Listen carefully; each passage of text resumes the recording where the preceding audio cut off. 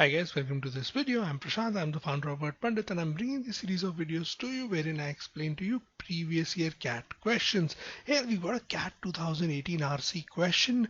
Let's analyze this question and try to understand the logic that is operating behind this question. I hope you watched the passage analysis video for this particular passage. That's going to greatly help you understand the passage as well as the context for this question. Now here the author very specifically asks us, the author claims that omitting mention of Indians who served in the Second World War from the new war memorial is. So now we are asked, what does the author regard this as, right? So what is the author's viewpoint on omitting this mention? That is something that we've got to identify. Let's go through the specific context, because there's a very specific reference which helps us identify the answer, almost makes this question kind of factual in nature here. The lines are, the Indian government's conception of the war memorial was not merely absent-minded, rather it accurately reflected the fact that both academic history and popular memory have yet to come to terms with India's Second World War, which continues to be seen a little more as more than mood music, which is just background music, in the drama of India's advance towards independence and partition in 1947. So it is something which is operating in the background, right? Just part of it, but not the main reason for it.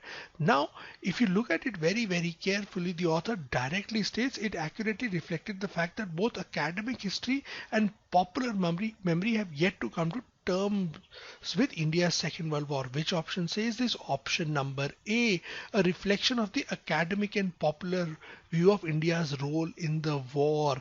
So this war memorial, the fact that it does not include the Second World War, it represents the fact that India's academic history as well as popular view does not really account for India's role in the Second World War, and hence option number A is a direct derivation from this context. The other options are actually blatantly incorrect. When he says in option number D is something which can be rectified in future by constructing a separate memorial, the author actually states in the passage that it should be rectified in the present, and India's contribution to the Second World War should be mentioned, or it should be part of this second memorial itself. So this is incorrect in nature. A reflection of misplaced priorities of post-independence Indian governments. This is outside the scope of the passage.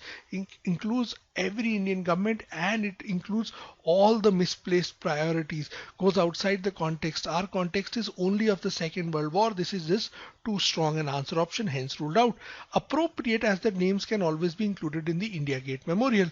This is incorrect, absolutely incorrect. The author does not regard it as incorrect. The author finds this action as something which is wrong, something which is inappropriate, hence ruled out. B, C and D are rejected, hence we are left with option number A. This is the logic for this particular question. Hopefully so you are clear with it. Thank you very much for watching this video, and as always, happy learning.